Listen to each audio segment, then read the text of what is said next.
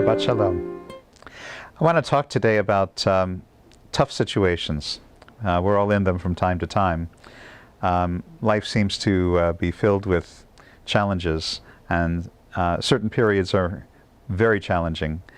Sometimes a bunch of negative events will cluster and come all at once. And when you go through one of these periods where there are many illnesses or reversals in business, and maybe even the weather isn't so good, you wonder about God and what's going on in the universe, because certainly you don't deserve this, and it raises certain questions. So I want to talk about where God is when we have tragedy in life, when there's a lot of pain and disruption. Is God absent or present in those situations? Well, I want to say that God is as present in those situations as in any other situation in life.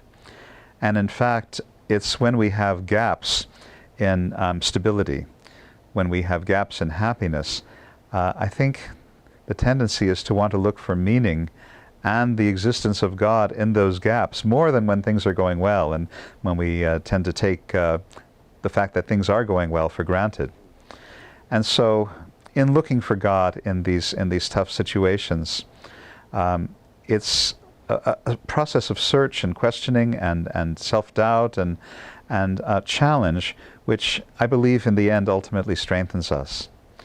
I'll never forget being in a Christian bookstore once, and there was this big colorful poster of a beach and the ocean and some footprints trailing off into the distance. And you might have heard this famous quote by now. But a little parable saying, God, you've always been with me in my life, except for certain times. I noticed it was like footprints in the sand. Usually it was two sets of footprints, and then there were those tough times in my life where there was only one set of footprints, my own. But then God replies and says, well, during those tough times, the reason there was only one set of footprints is because I was carrying you.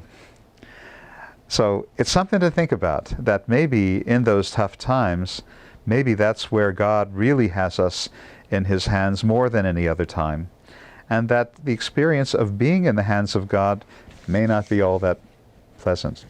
Maybe those are the times when God is, so to speak, rubbing His hands together and giving us a new shape, shaping our awareness, shaping our emotions and our experience of life in new ways.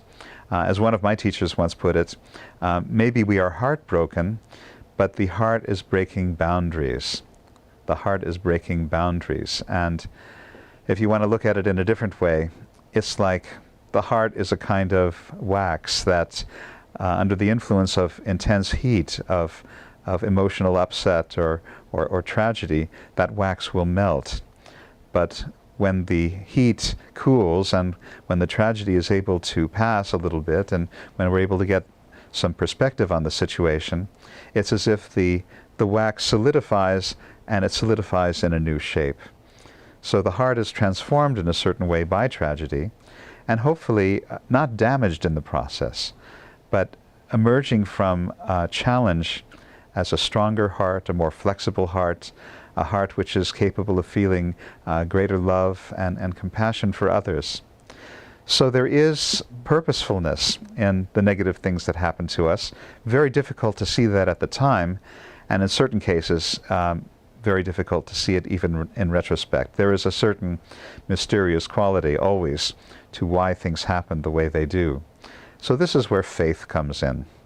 In this physical world where we're limited by our physical sense of things, we cannot see the whole picture.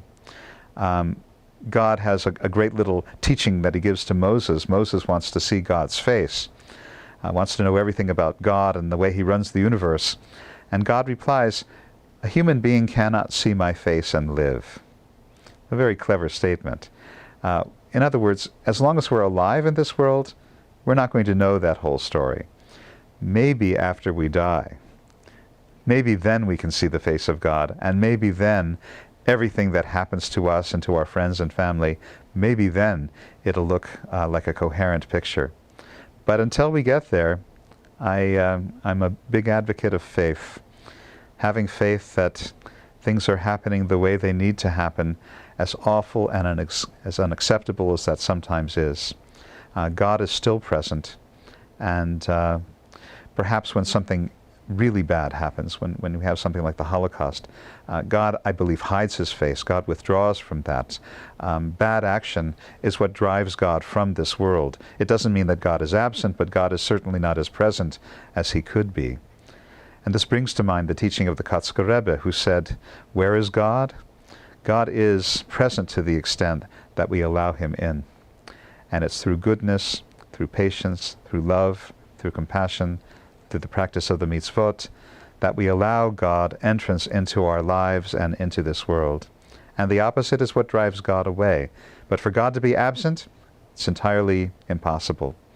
Because without God's presence, there would be no time, no space, no matter, nothing. So even evil has to unfold in the context of the presence of God. Something to keep in mind when we go through tough times. So I look forward to speaking to you again soon, and I want to wish you in the meantime a Shabbat Shalom.